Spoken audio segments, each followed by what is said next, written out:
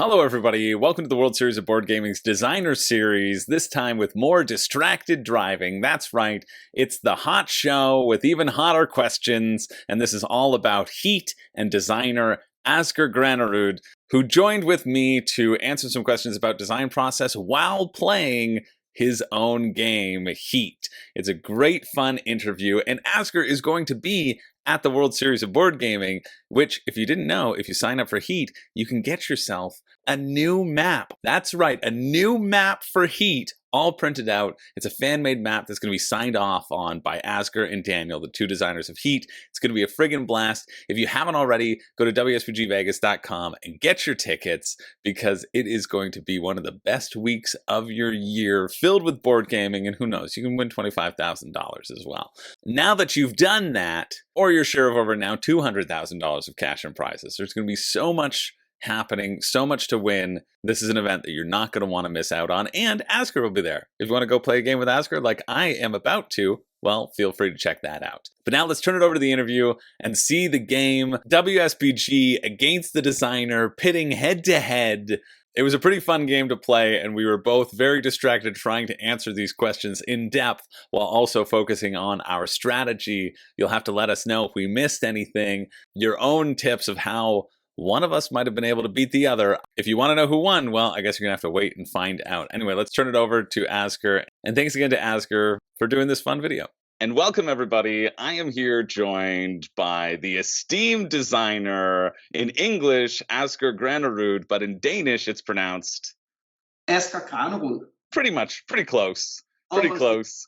No. I go by Asger Granerud most places. It works. Yeah. Thank you so much for jumping on the show and talking a little bit about your design process. This is the WSBG interview series, and we're going to do things a little bit differently because we're actually going to play a game of Heat while I pepper Asger with questions, so it'll give me a chance. It'll give me a chance of maybe coming out on top, and we can see how the designer plays their own game. But before we do that, I want to introduce our viewers to you, and I'd love for you to talk a little bit about your board gaming design process. How did you get into this industry? How did you start in this industry? I was looking at your credits on BGG, and I saw that the earliest ones listed, at least, are Flamme Rouge and 13 Days, the Cuban Missile Crisis back in 2016. What made you want to design board games? Did you design anything before then? So in 2012, I started seriously, I say this in quotation marks, terrible podcast, but seriously designing board games. As in, I started doing it with the aim of trying to make something that could potentially be put in a box.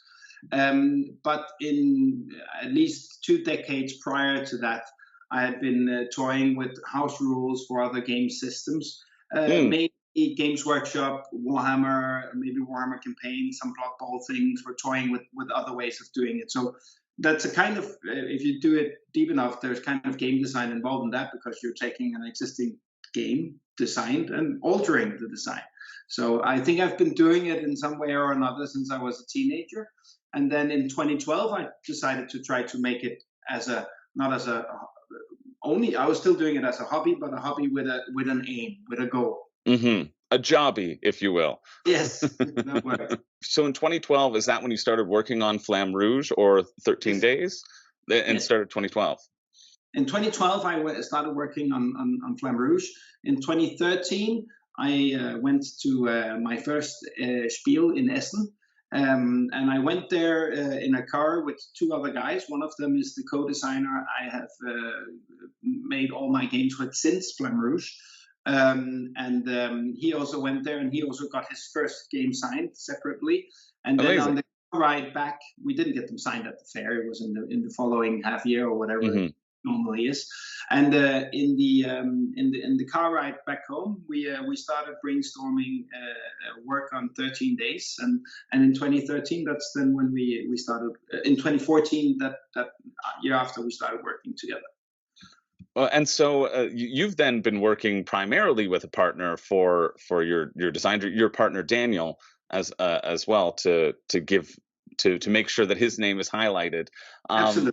How has that experience been like? And what do you prefer working? I mean, in Formula One, you need a whole pit crew of people. It's not just the driver, right? It's everybody working together, and it is a true team experience. What's the difference between designing as a solo designer and then getting into the flow with an additional partner? I think there would be better people out there poised to answer that question, because I have almost exclusively been designing games with Daniel. I think we're on about 30 boxes that have been released by now, and one of them is not Daniel, right? So, Right. I think we have been exceptionally lucky with each other, that we have different skill sets, but aligned goals. So we want the same way. We work systematically in some of our methodology aligns, and that has just made it very convenient for us. I think one of the biggest advantages of designing in pairs, if you're also lucky enough to live in the same city, which is what we do, is that you can simply meet up and you can play test immediately. Right. Those games can be play tested at 2 players. So our iterative cycle of going through prototypes and doing changes we can go through several cycles in a single day. Today we did so on a game. We played it 3 times, and we changed it every time as we go. And that's, I think, probably the biggest advantage. If you're designing purely solo, then you can risk ending up being a little bit in your head and thinking this might solve it or that might solve it, and spending lots of time on trying out some of these ideas, preparing them, only to find out 1 week or 2 weeks later, depending on your playtest network, if it was right or wrong. We can get the first steps. Of course, we always need external tests anyway, but we can get the first steps out of the way much faster. Right. And so what would you say your skills are compared to Daniel's skills? How does your team work so well? I think it's anything I say right now will be hard to actually separate in practice, because we have been working together for so long that it's so open. So almost everything we do, both of us does. However, I think Daniel is he would, if he went away on a holiday, on a summer holiday, and he goes away for 4 weeks with the wife and kids, then he will often come back with like, oh, I've made this, or I tried this, or right, and come back with a small prototype of something new based on some mechanical idea. I will be a little more deliberative and point at look at game X, or we use 13 days as an example. Struggle. How do we take this? And I'm not saying that was my idea, because we had the same idea at the same time. But I would tend to more look at something existing and say, within that scope, is there the possibility, the option of making a new design based off some of these mechanics like that? I think maybe on top of it, I think he might not agree. I have a tendency to try to not focus on what's not important in the design process right now. And by that I mean at the early stages of a game, and I've had people, even playtesters like our close circles know this by now, but I have balked at the idea of me saying it doesn't matter how you win, right? And they're thinking, how can I play the game when it doesn't matter how you win? At some early stages, it's about that. What are you just doing in a round? Is that even satisfying? Is if I give you a small task within it and I don't know the final end goal of it, and we can figure that out later. And I think I think it's a strength, and I think I probably focused on that a little more than Daniel. I think if you put him together with 100 other designers, 95 of them would probably think he focuses a lot on it. So we do that as a team. Yeah, just in terms of dynamic. Well, since he isn't here, I mean, I could get him on for his own episode, and I could play Heat against him, or we could do a three-person Heat battle. Yes. But since he isn't here, we can compliment him as much as we like, and really just heap praise upon him, so that when he watches this afterwards, he feels all good. Or just throw him under the bus. Or throw him under the bus, depending on your diet. I'm I'm fine going either way, Asger. I'm completely fine going either way, because then we'll have the grudge match. We'll build it up. We'll have both of you coming to Vegas, and we'll have a grudge match that we play.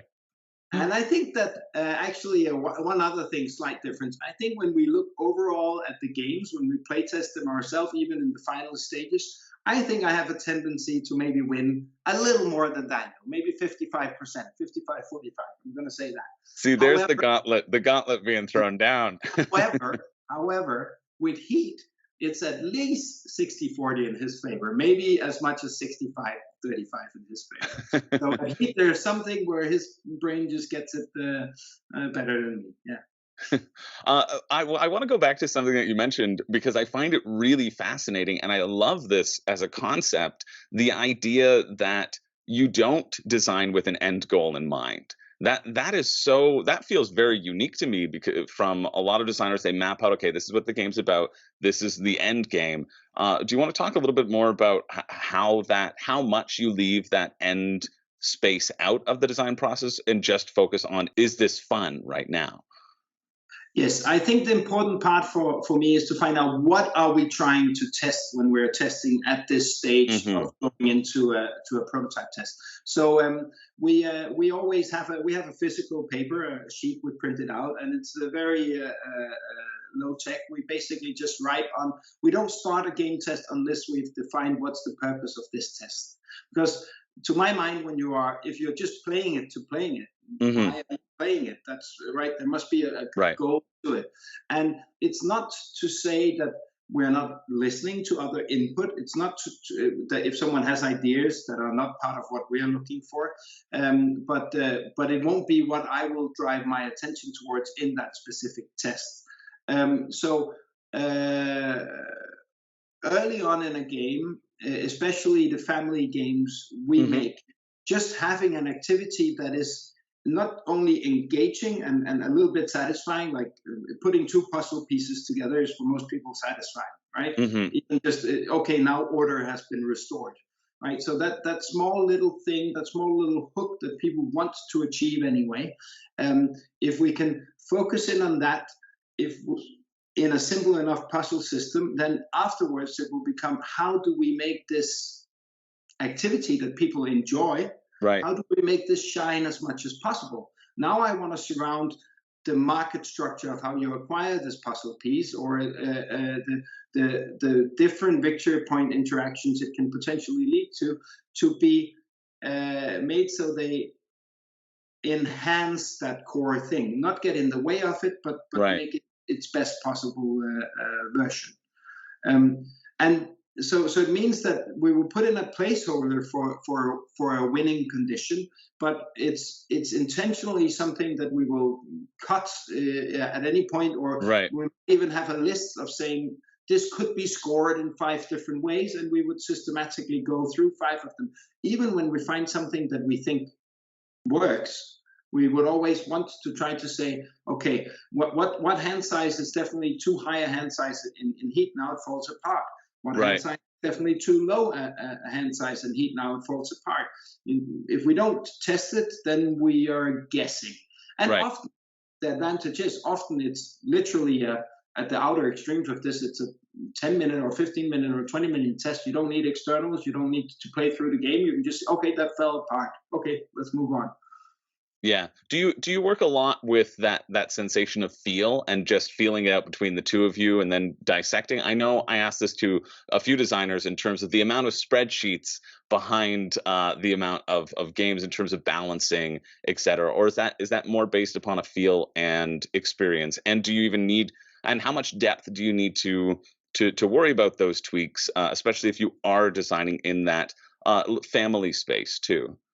Yes, I was going to say, I think it depends on the type of game you're working with. Some of the games we have done some spreadsheets and some calculations and etc. on balancing behind the scenes, and also in something like 13 Days where you have asymmetric decks, then of course you're pushing them a little bit in either direction, and you still need to make sure that there's some kind of balance to it. For me, it's almost when you're doing these balancing things, for me, it's almost no longer a design process. For me, that's at the border. It's past the border of where it turns into development. Right. And of course, that's a gray area, and these are terms that are not well defined, so people might use them differently. But for me, once you're getting into is it important that the axe of orc slaying is plus 14 or plus 13? Then that's no longer game design. Yes. That's development, game development. Yeah. So it's not something we do a lot, and I would always say we do it at the very end. We try to put it. We don't do a lot of upfront. And again, people making big complex euros, I'm sure there needs to be an economy beneath it where everything needs to be balanced against each other, but that's not the kind of games we make. We have not made a single game that has a playtime of more than an hour. It can go above an hour, but it's if people know it, then that's rare. Yeah, you can really just zip along as we both will. How involved do you like to get into the development process, both you and Daniel? Because I know a lot of publishers, once you hand it off to the publisher, they have an internal development team, and some designers are more hands off in that process and then work on the next design and bringing it forth. What's your involvement, or what do you like to be your involvement in that process? Again, the actual practice of it is very different. It's different from publisher to publisher, and I think maybe even more important, from game to game.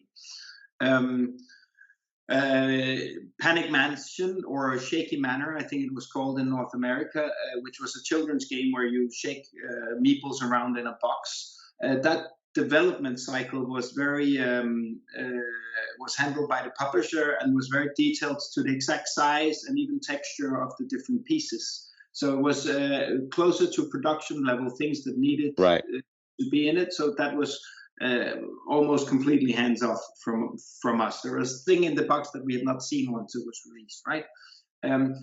And then all the way in between, where sometimes we do a lot of development. I think these days we tend to try to make much fewer games. I'm happy we made the many games and the high volume in the years we did. We learn a lot every time we make a games. We tend to make much fewer games, and we want to be as deeply involved in development as possible. Cool. We are taking this. We want to make a living from this, and we want to try to make a decent living from this as well. Of course. And every time when you make these 30 games, I have numbers I try to say, and I said this for years. I'm not saying these are exact statistics of any sort, and they've moved for anyway. When people ask what you need to do to make a living, I say you need to make 30 games, of which only 10 gets published, of which 1 makes money, right? So if that logic holds through, then of these 30 games we have had published, we've designed 90, maybe 100 games, of which 60 have never seen the light of day, and of which 3 are making made an okay amount of money, and maybe I think maybe even one of them is doing really well of the 3.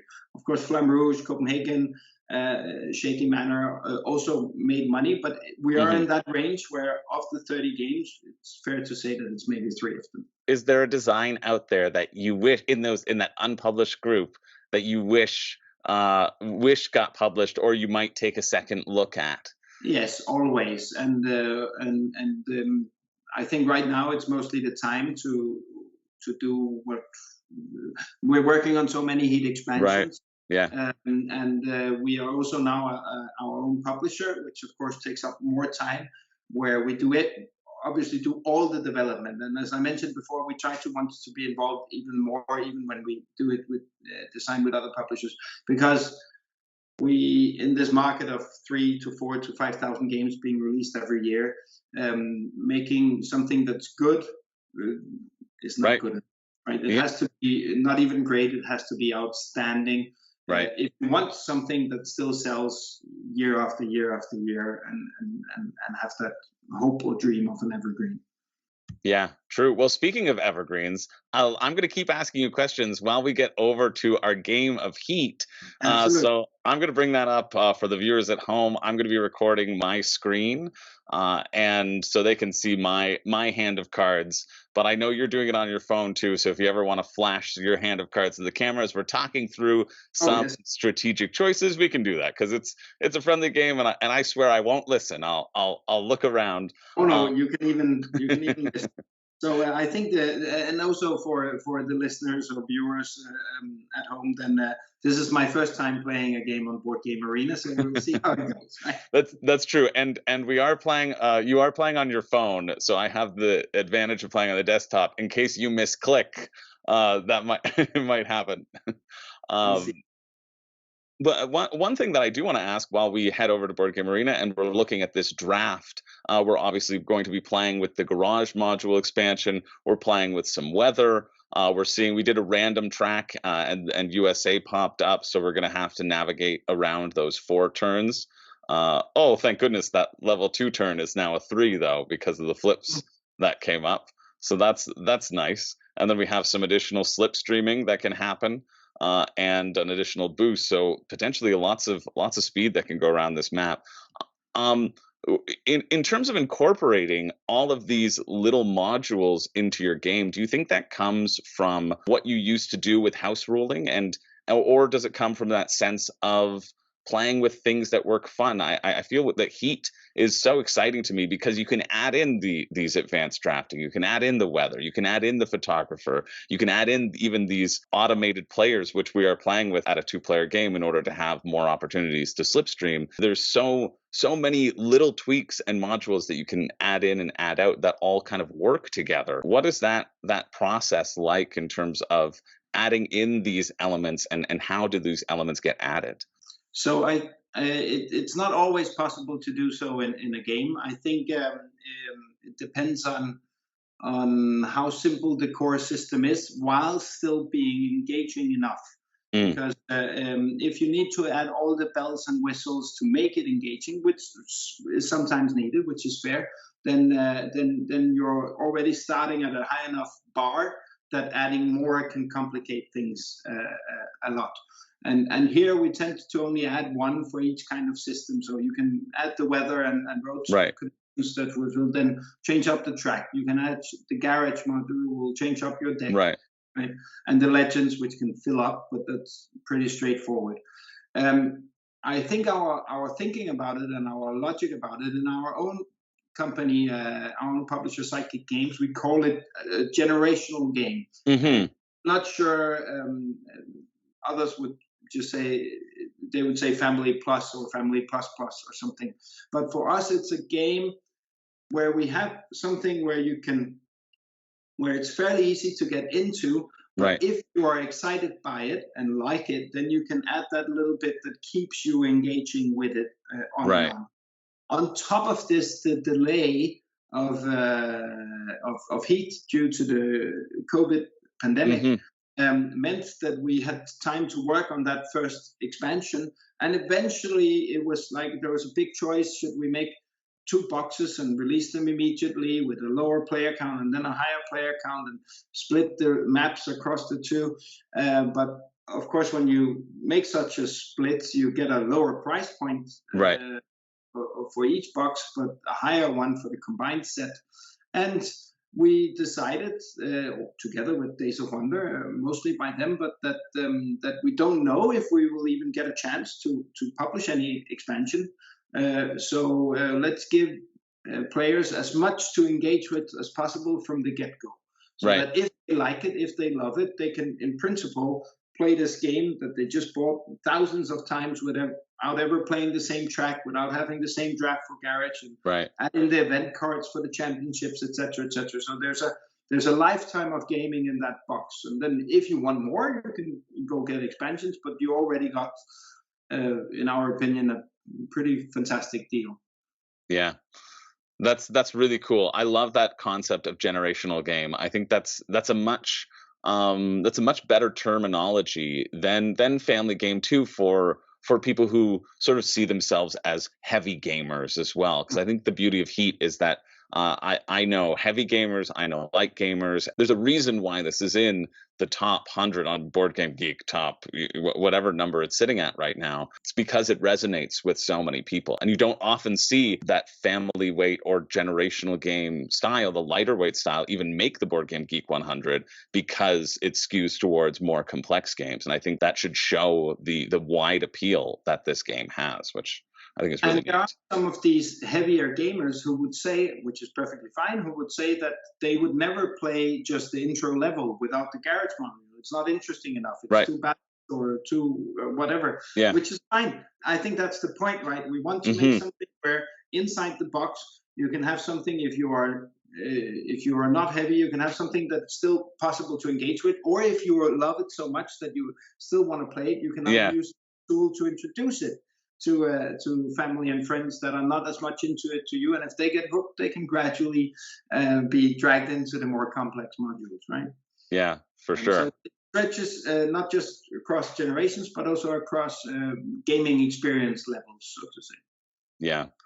All right. Well, with that in mind, I'm going to take my first card because I'm currently in 5th position. I'm the blue card, and I think you're in 2nd as the black card. It was just divided out randomly. So for this map, I'm debating between two, and you can tell me once I make my pick if I made the wrong choice. If you think, but I think I'm gonna go. I think I'm gonna go with body for my pick. I was debating between with body or tires, but I'm going just because of the larger straightaways that are out there. Maybe it'll give me a little bit more flexibility, and I love being able to get the boosts kind of out of my deck with that ability. Do you think I made the right choice or the wrong choice? I like that card. I often take it. I think I'm sure there are some experts out there listening or watching, and I could live with any of these 5 cards. Yeah. I think maybe for this track, I don't know. I'm also often used to playing with 8 or 10 or 12 cards. Oh, right. Track, which of course also changes up what I like and what That's true. The slipstream possibilities with 8 or 10 is just incredible. Okay, we have 2 sections with a +1 slipstream, and we have a boost there, so I don't need as much speed on that straight, maybe even enough to take it in one. And we have the corner, which is a +1. Oh, I am so excited to just get wrecked in this game. I cannot wait. let's not conclude anything like that. I think I will go for the 4-wheel drive. How it takes selected card. Drive take selected card. Oh, I think I chose something else than what I Yeah. wanted. I think you ended up choosing cooling system. This is my advantage. This is the mobile phone advantage in order to balance things out. Don't worry. There's a module for you in future expansions to level out the playing field. You have to pick 2 and then you shuffle them up. Okay, so I got the cooling system. Yes. Yep. Okay, so I must just know that when I choose something now. Mm-hmm. Should I go or should so cooling system. So how do I do this? How do I know what I want to take? Oh, now I see it. Okay. So I'll take another cooling system. Now I wanted a little bit of speed. I didn't get it. I could also check the tires. Could also do the brakes, but I think I'll go with the cooling system. Take select. I got the right one this time. All right, my advantage has been reduced. I think I'm going to go bold because I got some of the boost out of my deck. I'm going to go for the tires to help me potentially whip around those corners. I like to play fast and loose sometimes with my heat. And although the brakes give you a lot of nice control, the tires seem like more dramatic. So I think for this game, I'm going to pick the tires on that one. Yes. And now you choose again. I was really hoping to see some brakes up in here. I mean, having additional tires to whip around some corners and just stay in high gear might be a fun combination if it goes off. I don't have additional cooling in my deck, which I kind of want. That 3 cooling is pretty nice. So you know what? I'm gonna go for cooling right now, and even take the -1 and hope that the +2 that I had might balance that out. How about that decision, Asger? Was that a horrible choice? No, and even you have to, even if you play it with the +2 corner card you chose, then even with a -1, etc. Of course, it means that you now have to play fast and loose with your heat, as you said you wanted to, because that is true. I think a cooldown 3 card really benefits if you have a lot to cool down. And not. And I will, since I already have 2 cards that have some cooling on it, I will go with tires. I'm not going for more cooling. Now you're going tires too? Yeah. Yes. Okay. Now it looks like this. And so here's a question. While you make your decision, I'm going to keep you off balance and keep the questions coming in this hot ones style, heat ones, we'll call this interview. We talked about that component count in that shaking spooky manor game. Do you ever design around components, or do you always design around mechanisms? We've done a bit of both, but mostly what ends up getting published is designed around mechanisms. And then the same, we've also tried to start with theme, etc. Mostly it's starting with mechanisms. And of course, Heat was based off, not, as I mentioned initially, with some games where you base it off a system. Of course, it's nothing like Flamme Rouge if you actually delve into it game mechanically and game design wise, but it is card driven, and there are some similarities because it's also a race game where you play cards with numbers. So there was an inspiration there. You're making me multitask, which is not great. Right? No, I know that's the only way I've got a chance. Yes. What was the question again? Oh no, yeah, I think you answered it in terms of designing around specific components. Yes. So I know some designers they get inspired by a visual, or they get inspired by a piece. A friend of mine who's a designer saw these little feet and made a design challenge of like, okay, what can I do with these feet as a component? And so I was wondering if that ever comes into play, just because of how that production aspect went with that family game that we were talking about beforehand. And we knew that was a car racing game from the get-go, so there was of course theme across it. But often we also try to, if we have a mechanic, we try to avoid theme early on, and then really get that mechanic to shine. And then as soon as it's truly shining where people want to engage with it, then we say, okay, what is the best thematic fit for this? And we test through a number of them, like we test through a number of things with the other ones. And then we try to design around the theme once we have the core to, again, make that core shine as much as possible. Right, for sure. Yeah. Can I see how far I am from? Okay, yes. I believe so. Yeah. Whenever you click the cards, it should show up on the map where you will end up. Okay. Let's go. Let's go. I've locked in my cards in my hand. I only have. I'm telling you, I'm going up to 3rd gear right away. But I don't have any 4s in my hand. I just have my 3 3s. Yes, I think I'm good. And now I just I press move 10 cells. Yep, I think so. Okay. Oh, there I go. You're soaring to the lead, approaching that corner. Yes. Okay, I'm done. Oh, okay. Sorry. You may react. No, so pass. Okay. And then you'll do discard. Okay, sure. Let's get rid of this. I had an interesting question come up. I was just running a little mini qualifier, a mini event at Geekway to the West when all the legend cards are moving. Oh, that's so exciting when they move. Please give me something to draft off of. They're not going to. They're not going to, but at least I'll get an extra. I will take my extra speed. You are blue. I am blue. You know what? Since we're playing fast and loose, I'm going. Oh no, let's. And I can get one extra. I don't want to get an extra speed. Oh no. Yeah. Okay. Give me adrenaline. Give me adrenaline. There we go. And then pass. Now I think I've already used all my heat. Yes. Oh, wow. So I am not. I am not. That feels like I definitely shouldn't have, because I used one to move up into third gear, and I used one for that additional boost.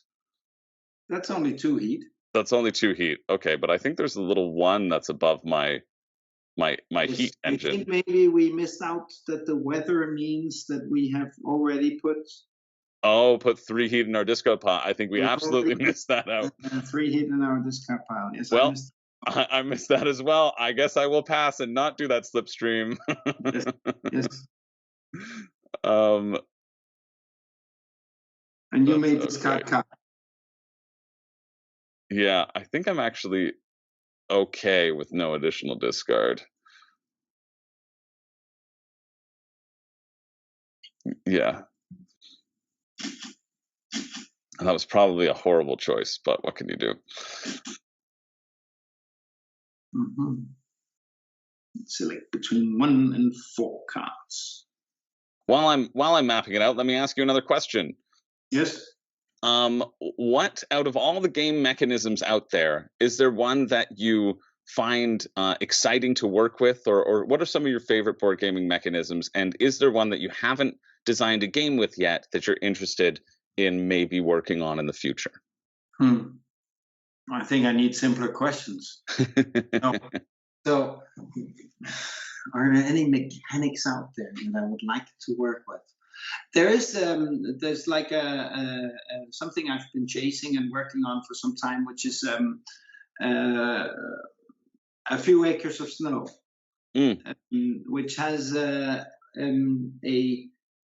super neat deck building mechanic that also becomes quite thematic in how it's used, and where you put a card represents a lot of different things that make sense. And yeah, I really like that. I think I would love to try to make that into a more accessible game, and I've been toying with it for some years, never really solving it.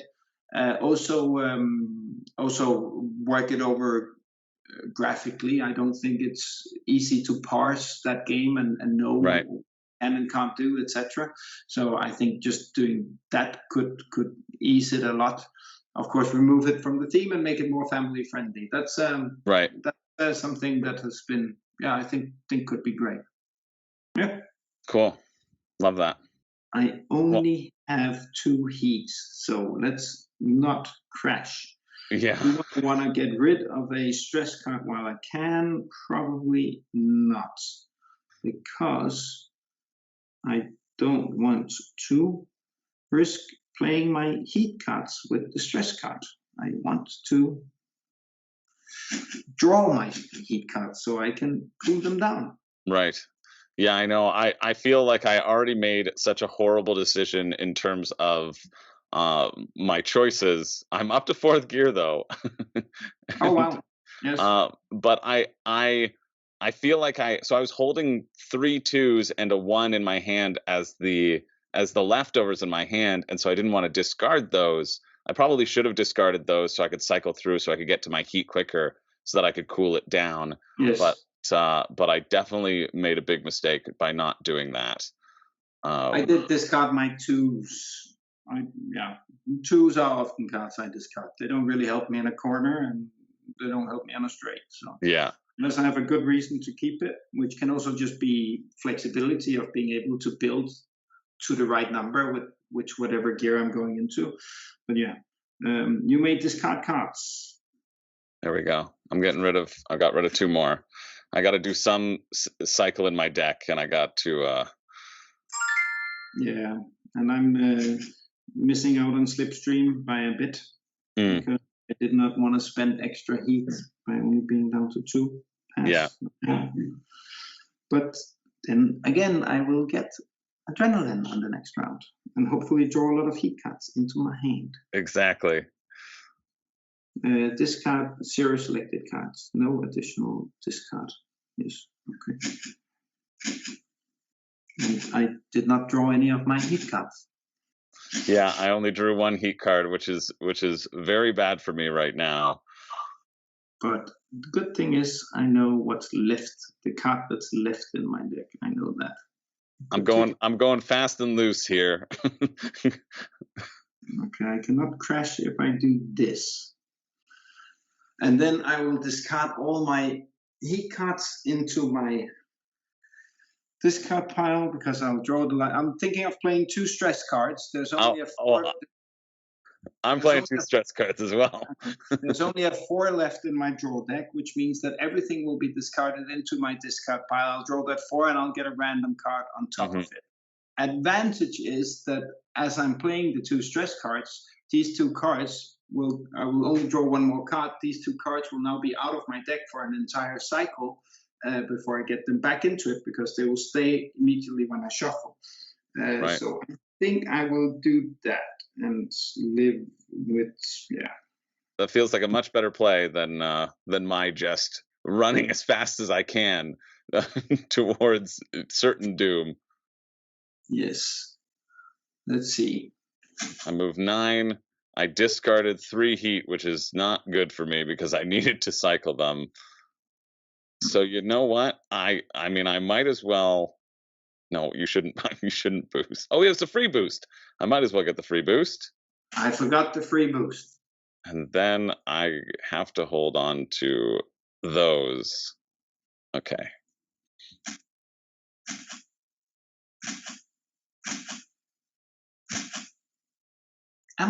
Did I completely miss this? No, I don't know. Yeah. I think I completely missed this, yes. Right? Ah, okay. So, which happened on your cycle? Oh, you. No, I just remembered that what had happened was the 3 heat cards were not in my deck; they were in my discard pile. Of course, I cannot draw the heat cards. Right. Well, I'm keeping you off base. Like people at home know that I'm doing my interview. Oh, it's completely fair. Where did I move? I moved there. Moved 15 cells. I am on 17, I think. Right.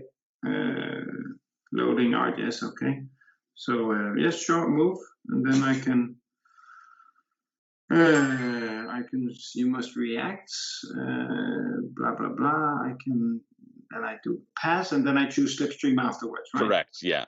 You go in order in terms of. It's a little bit harder because you don't see the numbers going across. I love the dashboard in the physical game, which brings up a good question. I mean, I obviously know, since you don't play a lot of Board Game Arena, what the answer will probably be. But in terms of the benefits of physical board gaming and digital board gaming, which do you prefer and why? Or rather, why do you prefer physical gaming more than digital? Simple. I meet up with people to play games with them and to be social. Right. So it's yeah. Then I'd rather just go out and hang out with some friends. Yeah, for sure. Yeah, even if not playing games. So if I got into it, I could get hooked on it. I do play chess every day, but I get that on my phone when I have like a 5-minute or a 10-minute break or something. So it's not that I don't play games digitally, but it's like, a small pastime in between. Not my hobby. Right. Nothing wrong with it. Okay. So I should say no. Should I discard? Yeah. Let's get rid of this and this. Discard 2 selected cards. Yes. Okay. Yes. Okay. There's so many things that has been wrong here. Me as well. Don't you worry. Yeah. So in that, to throw your brain again to make your decision more difficult in this, it really is. I wanted this to be like, have you ever seen the YouTube channel, the Hot Ones interviews where they're eating spicy wings and they can't think about their answers? That's what I want this to be, the board gaming equivalent of. So that we're going to call it Heat Ones. What is the game that you've designed that you think has the most interactivity and creates the largest social atmosphere around the table, being that games are this reason to hang out and to interact with each other? How much is determined on the players' interaction themselves versus interacting with the mechanisms of the games? So I'm imagining a diagram where Mm-hmm. lines cross, and yeah, there's a lot. Of course, 13 days is just a two-player game, but there's a lot of interplayer interaction there Right. because there's bluffing and hiding your goals as you proceed, even with your turns, and yeah, and trying to get one trigger ready to avoid another card or to gain another benefit from another card. So there's so much, but that interactivity is then on the other hand also very mechanical. So Mm-hmm. I don't know. I think that's my best. That's a fair. Hey, Yeah, yeah. whatever you say goes. Again, Daniel's not here to dispute you. He might be shouting at the screen. he might be. I must react. I must trash 2 cards. Okay. Oh, that was lucky. Well, not entirely. You may react. Okay, yes, let's cool this one down. I think I'm doing it all decently. I can pass. And it wasn't great, but yeah. That's pretty much the best thing I can do on my turn as well. Okay. But luckily I get that bonus slipstream. Ah, yes.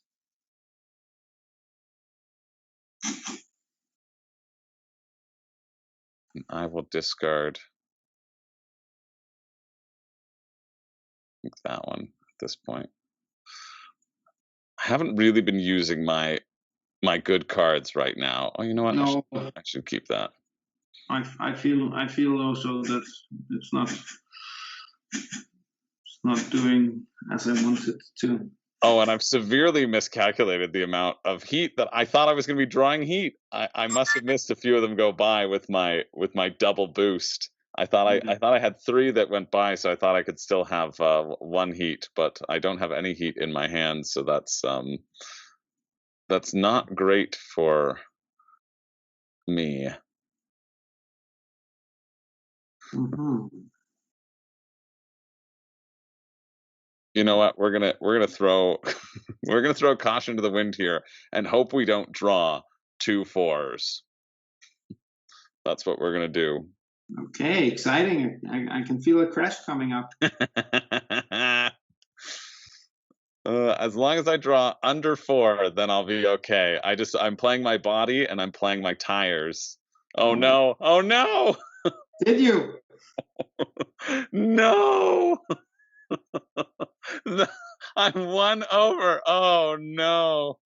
That is the worst thing that could ever happen. Woo. Oh no. Well, I spin out. That's just horrendous. Oh god. Yeah, I'm gonna get rid of some Now it's cards. really embarrassing if I don't win. Well, hopefully I think the legends deserve to win. They're the ones who are focused on the game and not with all this chatting. Yes. Okay, that seems good. Oh, that's very nice. React. So let's use the cooldown and Yeah, just and then move. You can slipstream. You could do 3 if you wanted. If you wanted to do 3. Let's not. No. And then should I discard? Do I want to risk it? I would like to get some other cards. I have 2 of these. At least we will get rid of. Okay, 3rd gear. Yeah, sure. Let's get rid of it. So I didn't count, so I don't know what's in my. I would be amazed if through our chatting you were still able to keep a good count about what's in your deck, because I certainly have not been.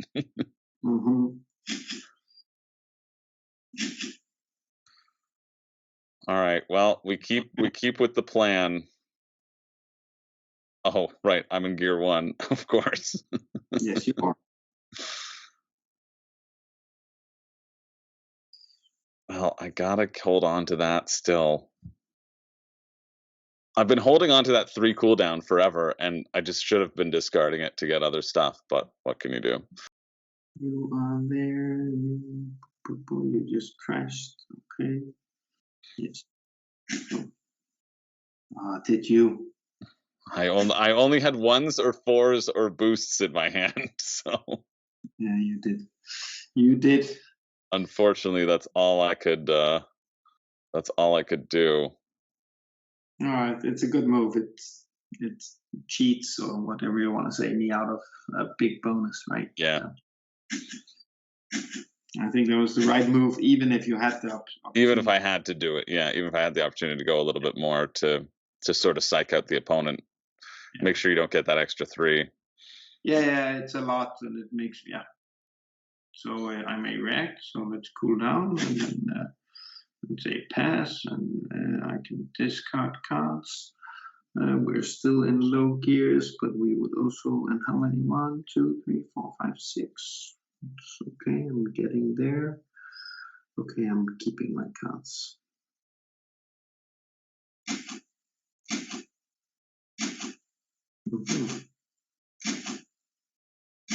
Yeah, I would love to set myself up for a big old drift across for 3, but I unfortunately don't think that's in the cards for me, and nor do I have the heat to help myself out with that.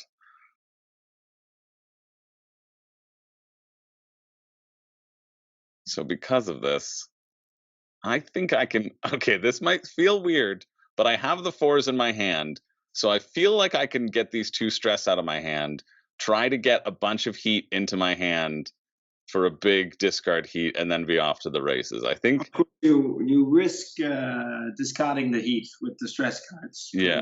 So extending the cycle before you get them. That is true, but unfortunately, I've already hit confirm. So to counterbalance that, let me ask you a question.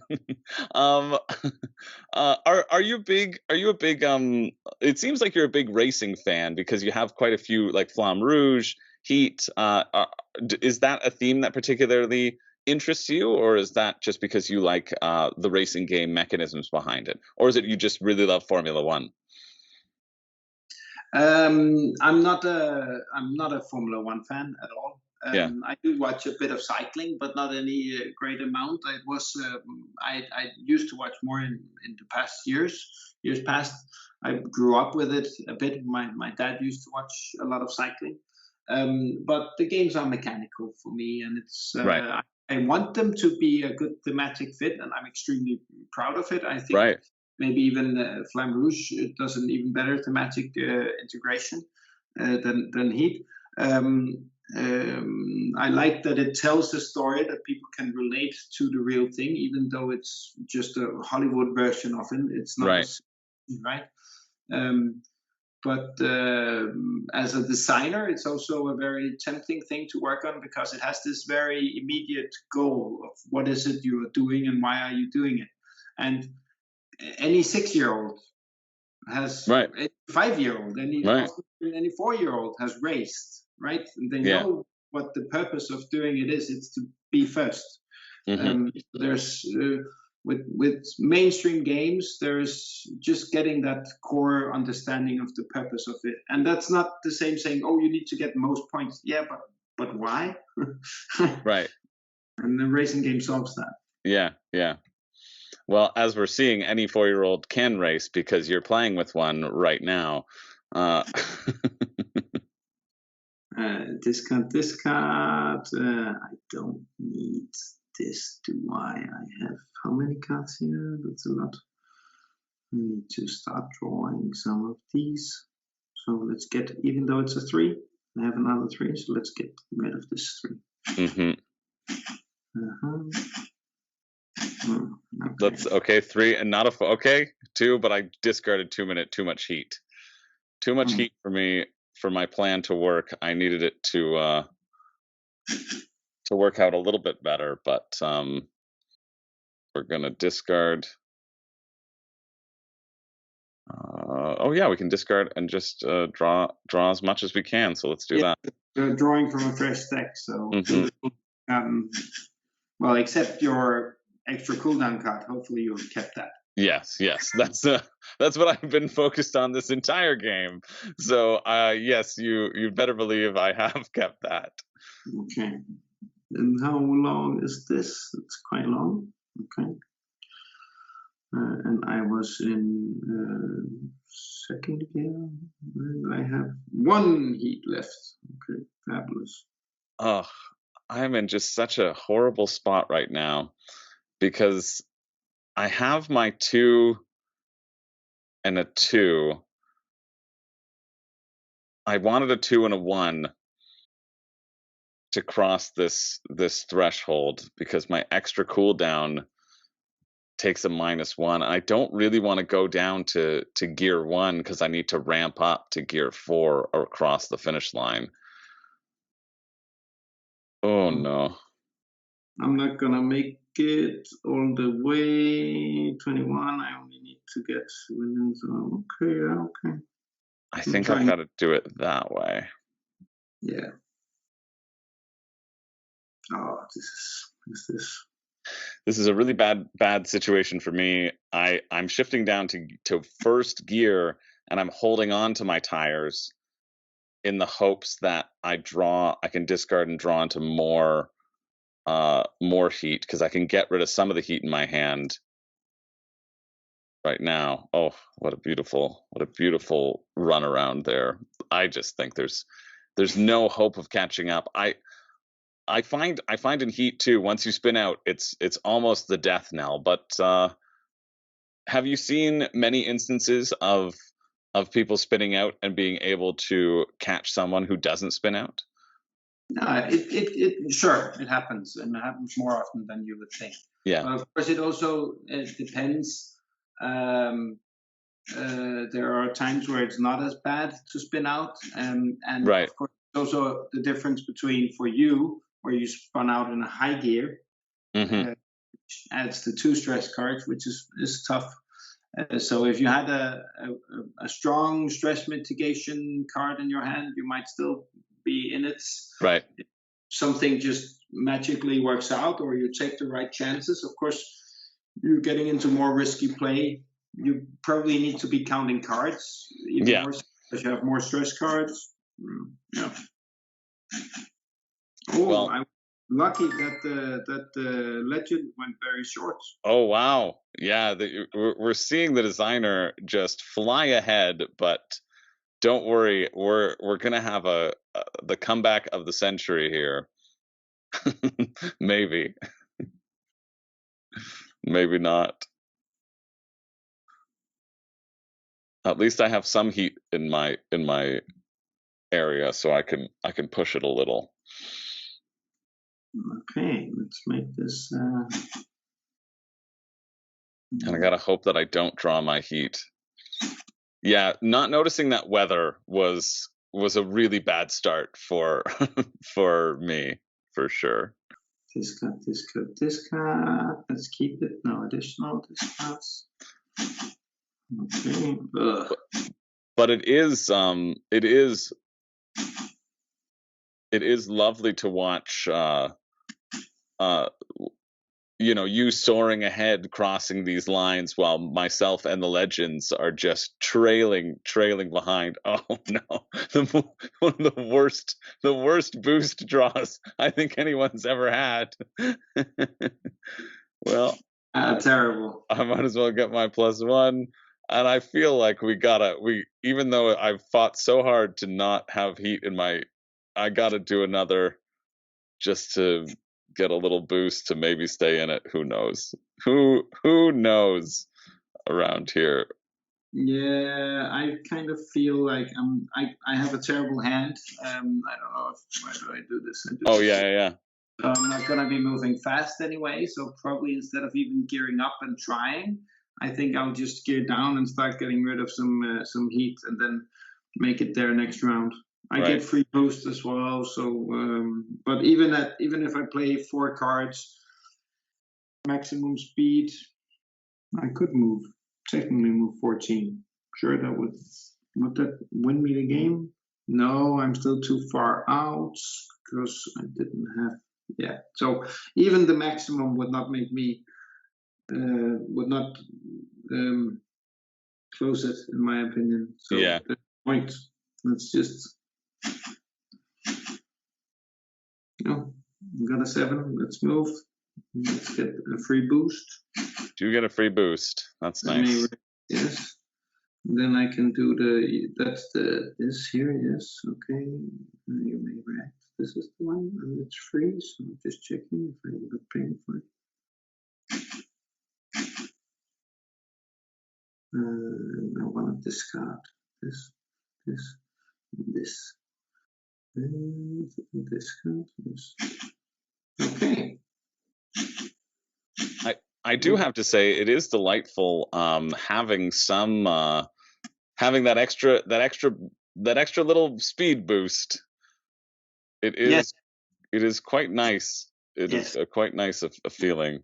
Yeah, of course you need to. I guess most people, if they are even following this still, they would hopefully have played the game, but you need to be pushing it a little bit extra and taking more risk, so you get the benefit of the cooldown especially.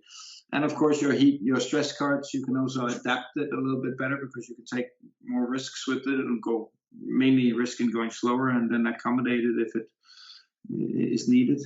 Okay, I am how far out? 10 out. Okay. And I still am not counting cards, so what are we willing to risk? I'm very glad that I remembered that my card counting actually worked on the side that I knew that I had 2 heat in my deck. I'm gonna chalk that up as a win of distracted driving. The distracted driving that's happening here. Maybe that's the title of this video. I won't be crashing, so it's not. Or I could go get rid of the stress card now. I don't mind if they overtake me. I don't know. Play, bum, bum, bum. Move. Oh, I got a 1. Oh, you got a 1. But I get a free boost, so it's well, there you go. It's actually a very nice safe boost now. Yes.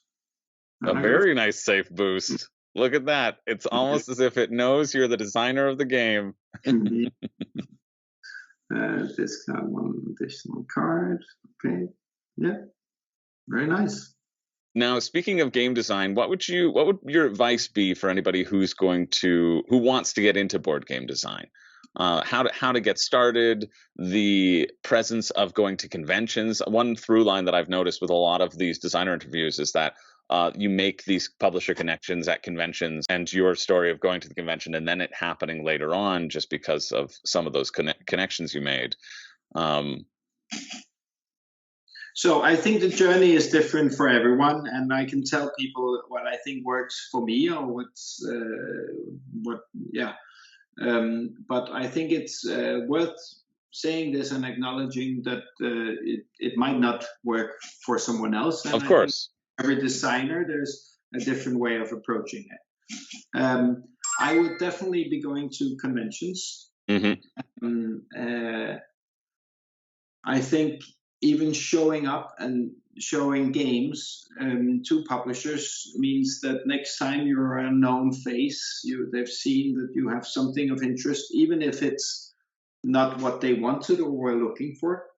I also very much think that you should, if in doubt, you should show them, if at all in doubt, you should show them the game and let them say no thank you to it, more than I think that you should spend a lot of time saying no on their behalf and then never showing it to them. It happened to us where we've shown games where we've asked, okay, we have 10 more minutes in this pitch meeting, do you want to see this?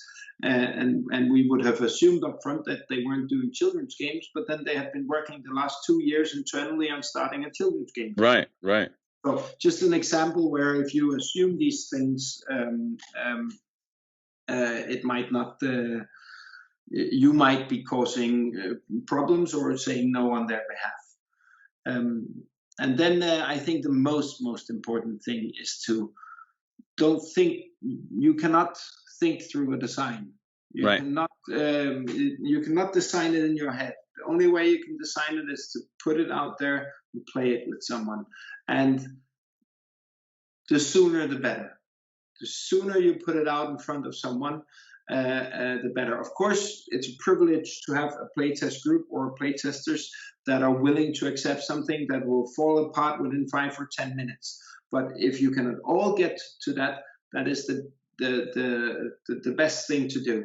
And then try out 5 more things that you think won't work, but just to make sure you now know they don't work. So don't think that every time you make an iteration that you now solved it. That's not how I think it works, or it's not how it works for us. It's okay, let's tweak it, test it, learn something, tweak it, test it, learn something.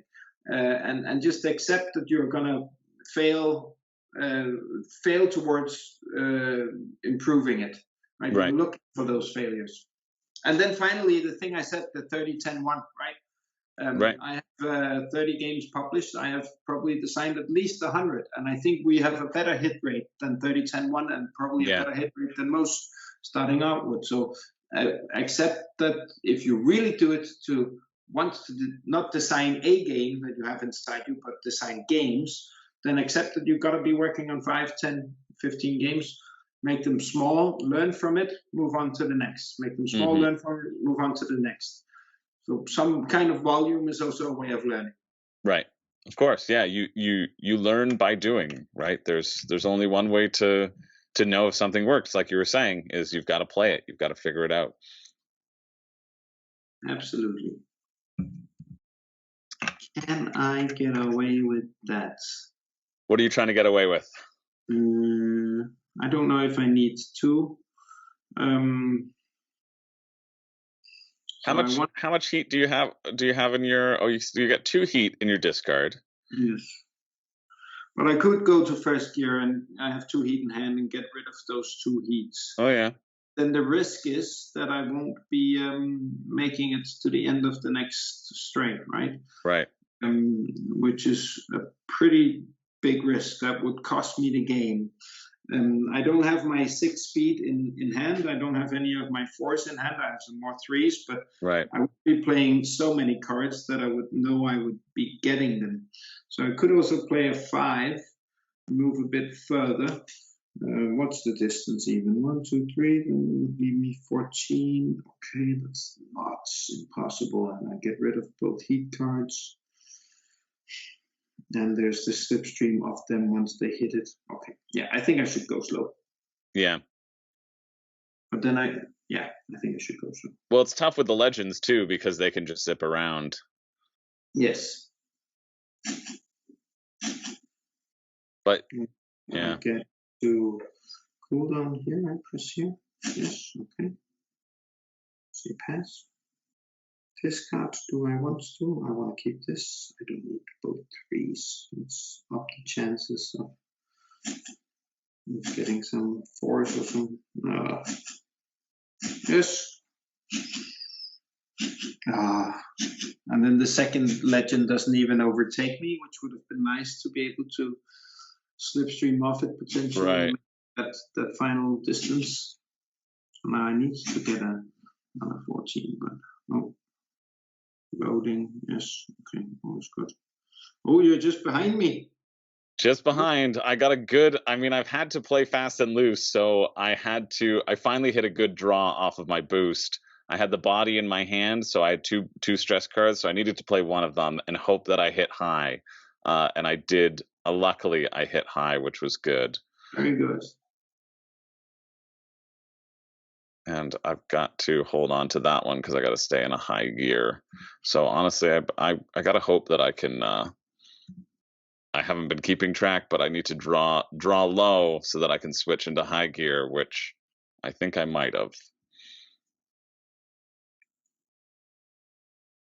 Mm-hmm.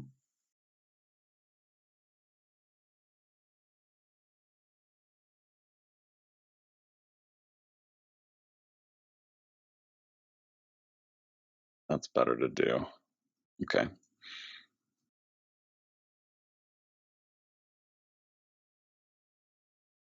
Okay. Yeah, I have a choice of either using the heat now to go one more and stay in third gear, or just going down to second. I've got a heat in my hand, so I can get rid of it, and then I can pump up to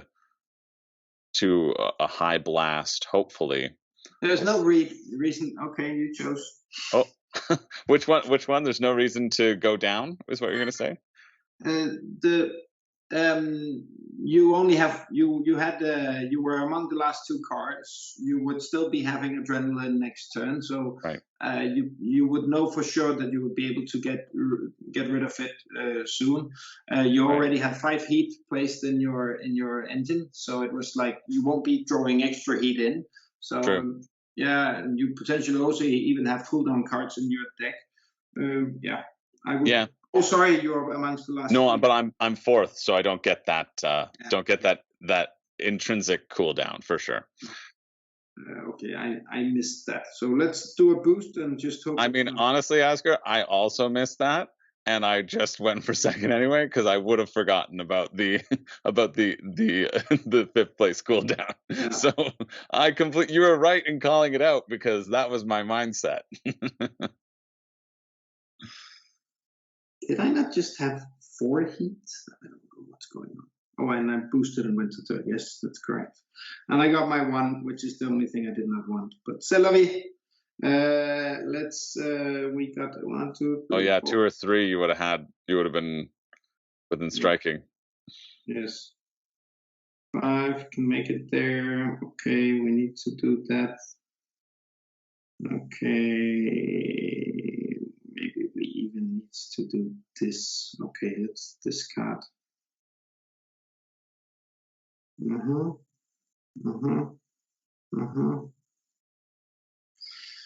Not what we hope for, but let's strike for winning, right? There's no point in.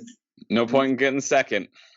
Yeah, I think with my tires, I needed to be playing a game where I wasn't running an interview, and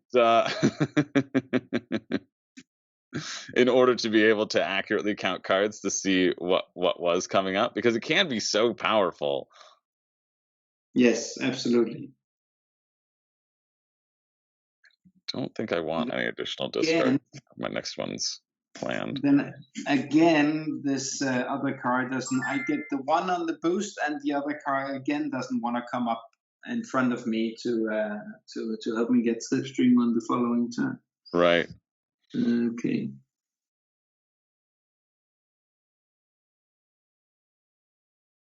Okay.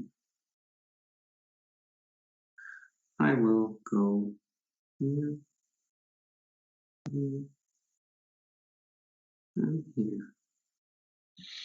1 too many. I could go less.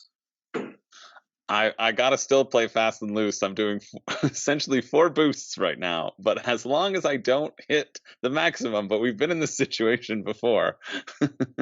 Yes. I want to just do this and then 1, 2, 3. So it's gotta, if it gets, what's a 50-50? A 50-50? I probably should have held on to my tires because they would give me a +2 and let me push the. Oh, you know what? I can still cancel. Good. I can still cancel.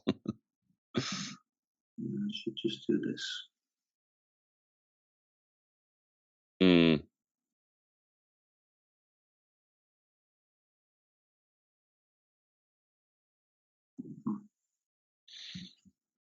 I'm in a bit of a pickle here, Asger. I have 3 stress in my hand, 1 tires, which gives me the double boost, and then a 4, a 3, and a 1. So my contemplation, what I had originally locked in, was the tires and then 2 boosts, because that gives me a possible of 16. I get 13 before I'm before the thing. However, I kind of want to hold on to then I'm still in 3rd gear. I can shift down to 2 and be okay. But I kind of want to hold on to my tires because it gives that +2 around the corner to potentially, if I could land at 13 and then shift down 1, 2, 3, 4, 5, 6, 7, 8, 9, even still a 5 and a 5, I wouldn't have enough heat to go around blaze through both of those corners. So could you play the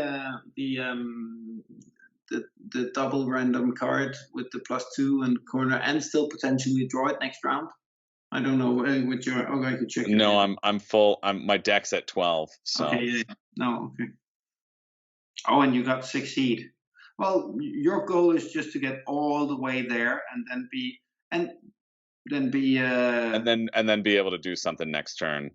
yeah. Because I worry if I don't use the tires. I mean, I could shift up to fourth gear, use my 3 boosts and my 4, and have essentially the same result. Yeah, you need to. If you're playing to win, you need to keep that.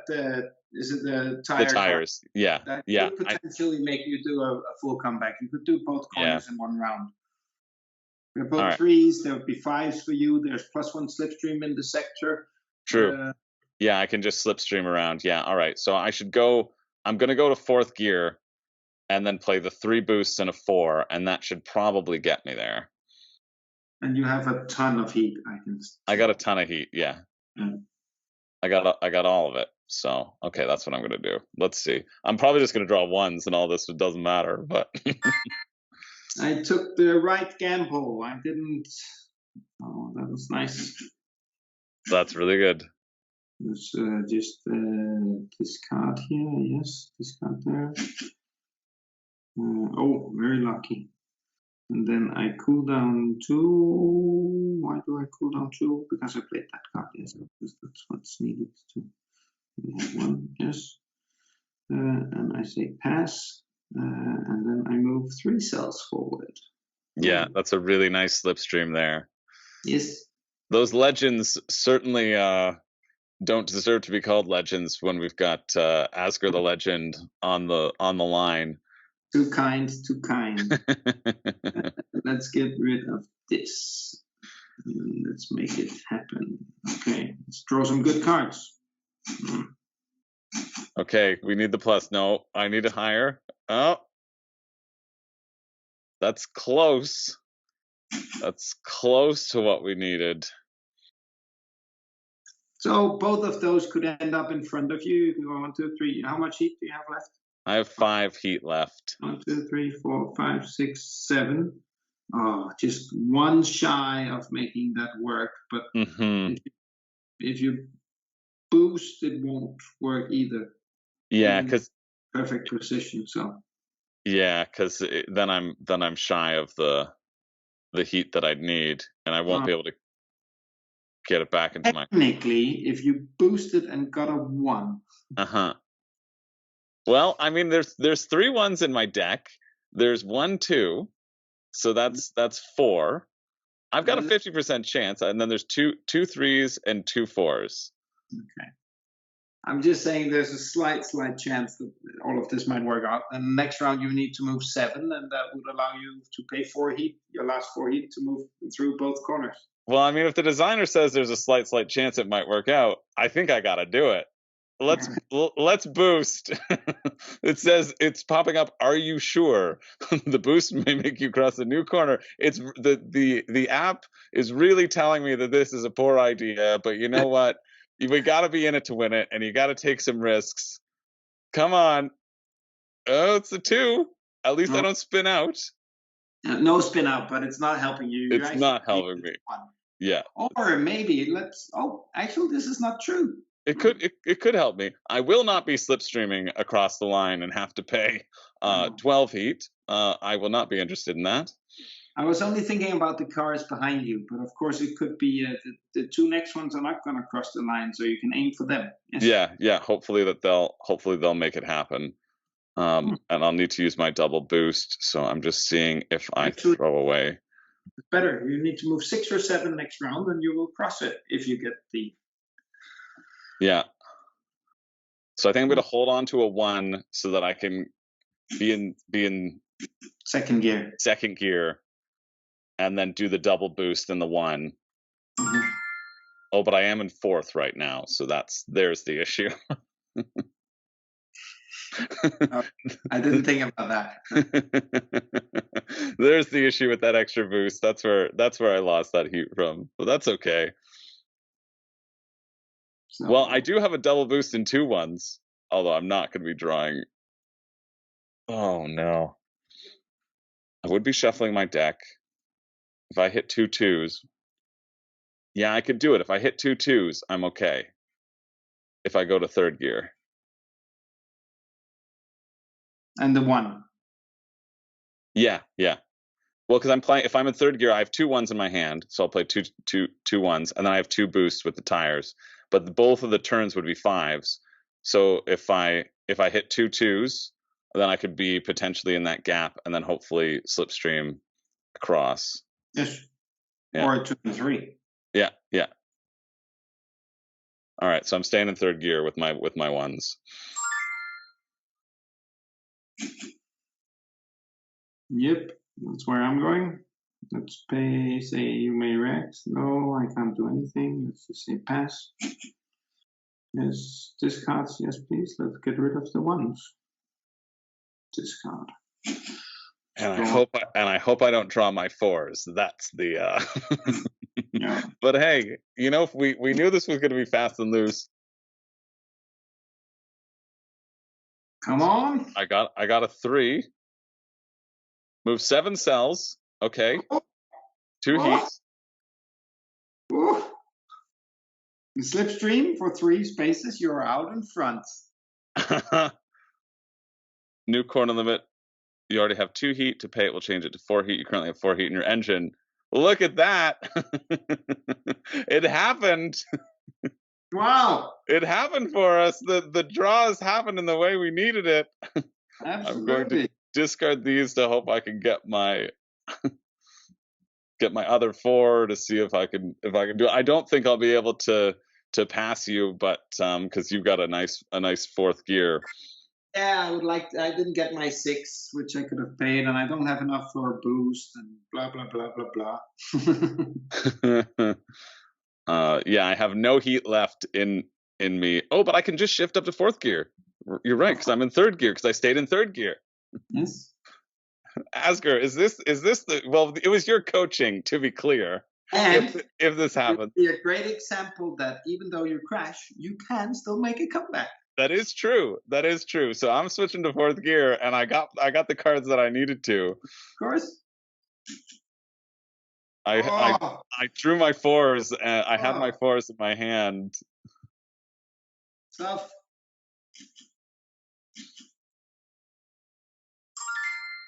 I'm not even close, and I can't really do anything else. But we both crossed in the same one, so I needed that. Now we're beating the legends. No, I was aiming to school you, and you come and one up me at the end.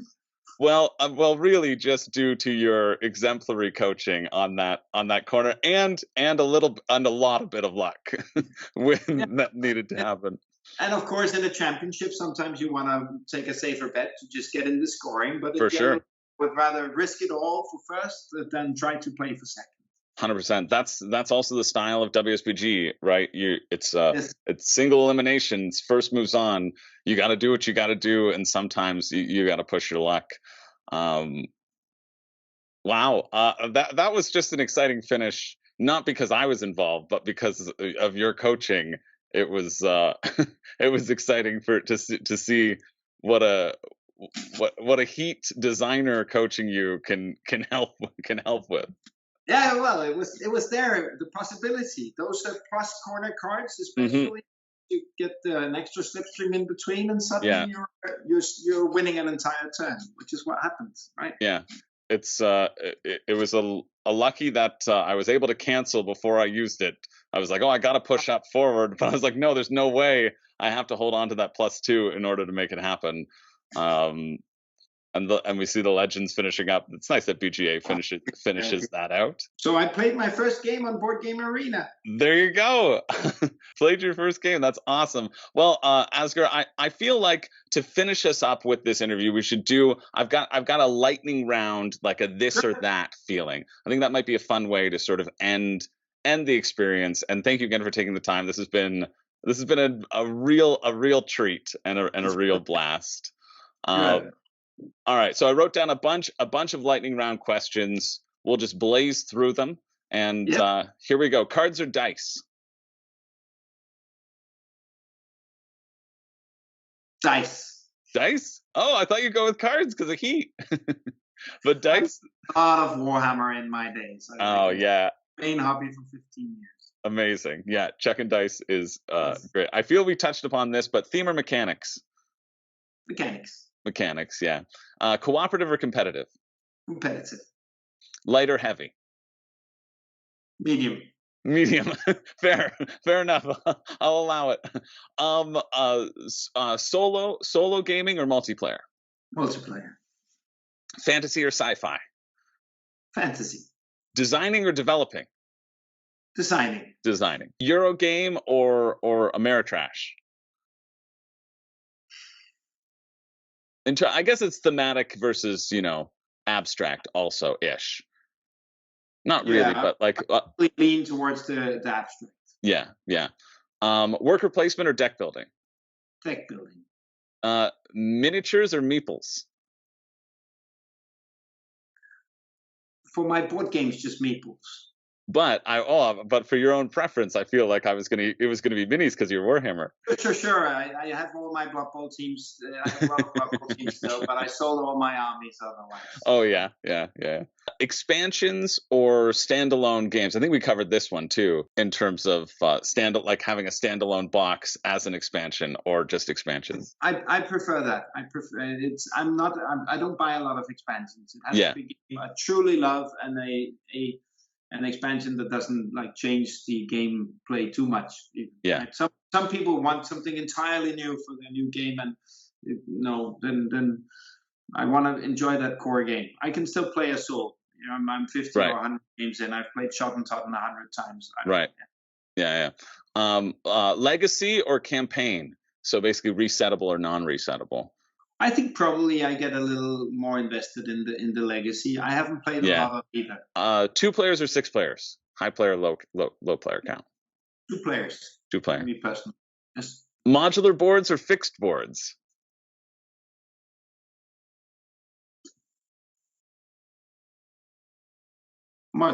Fixed boards. Fixed boards. Well, yeah, because Heat has their own sort of. Would you ever consider having a modular Heat expansion? Is that an item that might be on a list? It's not in the works. No. It's not in the works. Yeah. Oh, no, already now, and of course people will want more, but also something. So the reason I lean towards fixed is the ease of setup and the accessibility. That it's not a factor that you have to get into on top of it.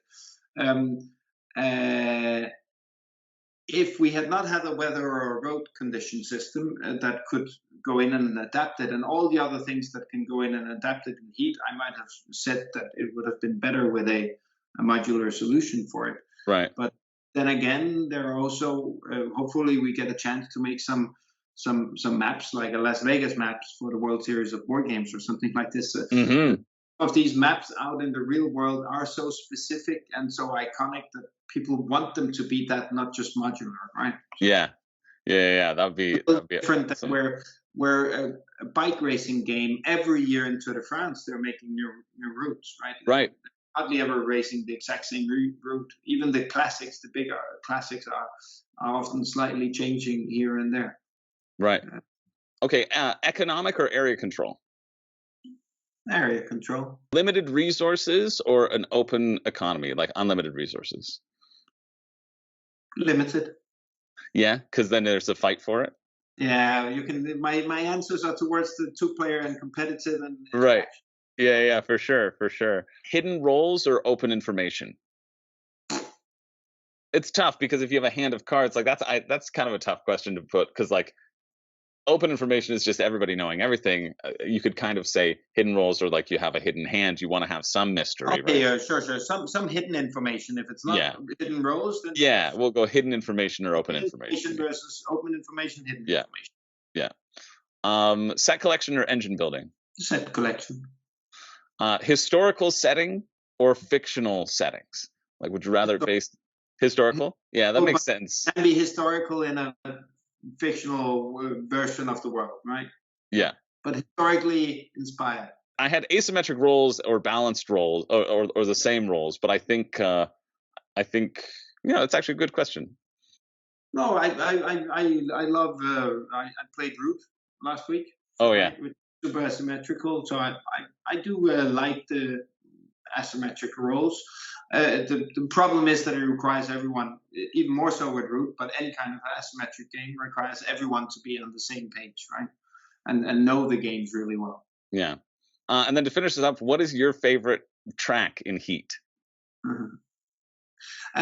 There's something about hitting that straight in Mexico with a car built for it where it just succeeds. Yeah. And the really difficult part of it is that not only do you want as many of your fours available, and of course other high cards, speed cards as well, but you also want to come out in third gear, play all those fours, and this is the important part.